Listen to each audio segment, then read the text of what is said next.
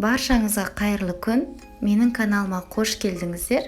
Бүгін сіздерге жаңадан шыққан картоптың духовкада осылай әдемі етіп қызартып пісірудің оңай ғана жолын көрсетемін.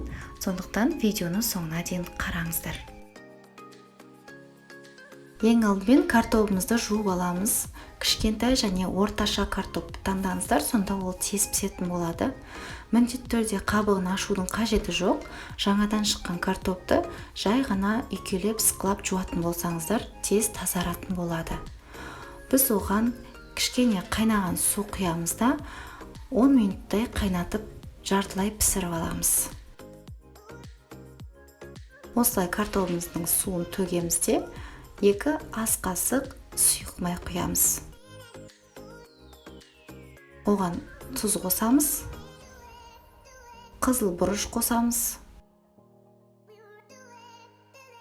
қара бұрышты да кішкене қосамыз.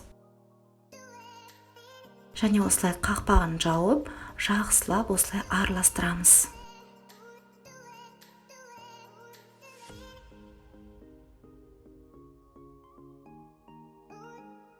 Енді араласқан картопымызды противеньге саламыз. Осылай пергамент қағазы немесе фольга төсесеңіздер болады.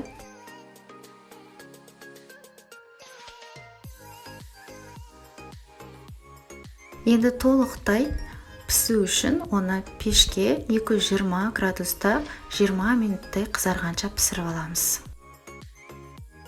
Картопымызға әдемі иіс және дәм беретін сарымсақты турап немесе пышақпен езіп аламыз.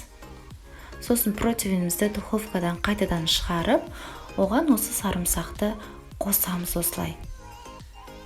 Тағы да духовкамызға салып 5-10 минут пісіріп аламыз.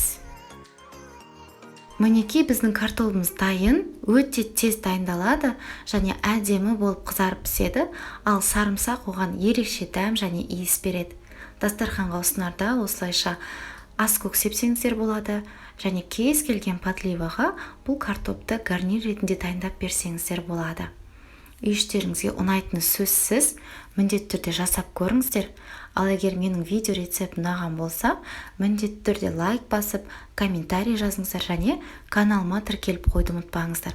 Жаңа рецепттерді жібере алмас үшін колокольчикке басып қойыңыздар.